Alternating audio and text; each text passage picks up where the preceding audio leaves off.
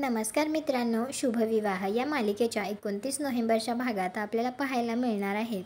अक्षय भूमीला म्हणत असतो, नशीब DNA रिपोर्ट मॅच नाही झाला. तर भूमी म्हणते तो होणार नव्हताच.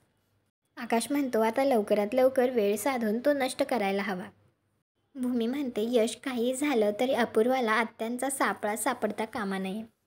त्यानंतर आता इकडे पौर्णिमा एका ठिकाणी आलेली असते आणि ती पांढरी साडी घालूनच आलेली असते आणि तिथे एक बाई आरतीसुद्धा करत असते आणि तिनेसुद्धा पांढरीच साडी घातलेली असते.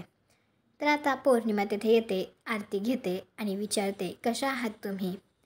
तर ती म्हणते जिवंत आणि ती तिच्यासमोर धरलेली ती आरती बाजूला करते तर तिचा चेहरा दिसतो. ती बाई म्हणजे दुसरी तिसरी कोणी नसून ती रागिनी असते.